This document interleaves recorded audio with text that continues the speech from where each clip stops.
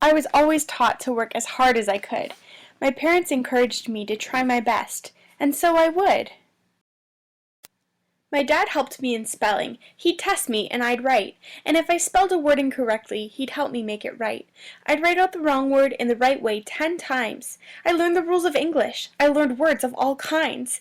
And if I still made a mistake, then I'd have to write more, in multiples of 10, by 2 or by 4.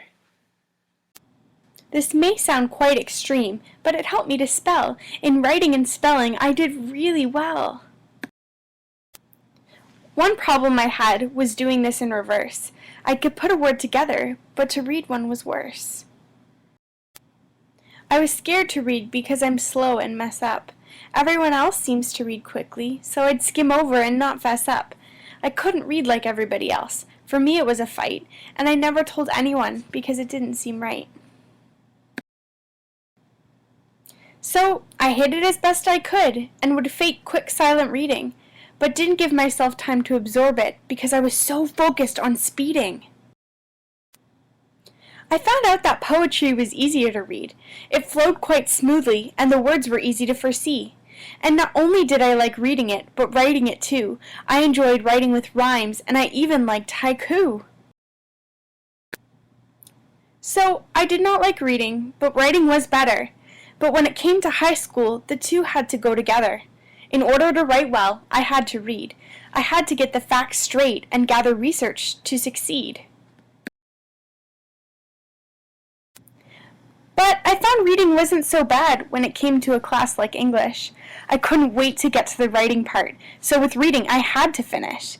The writing at the end made reading more bearable. Because I wanted the end result, getting there wasn't so terrible.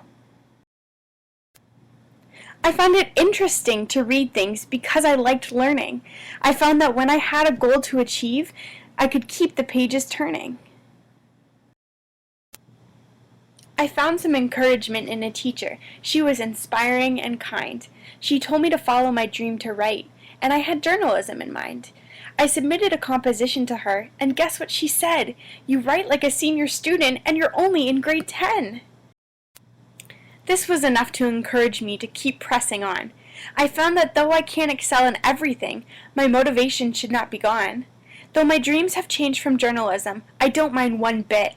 Now I can help kids succeed at what they find tough and help them conquer it. I still don't like to read, but what I have found is that what many are good at, not all will abound. Though I'm not good like others at quickly reading, many don't like writing, but I find myself succeeding. It takes many strengths to make up a good group, and what we're weak in, there's always a way to recoup. And for each individual, the effort is what matters. Whether you're good at reading or writing, media or chatter, it's important to work on the things that are tough. To succeed is only part of it, but without effort, it's not enough. In order to succeed, we must work hard at what we do. If you do your best in all you do, you can succeed too. Created using Powtoon.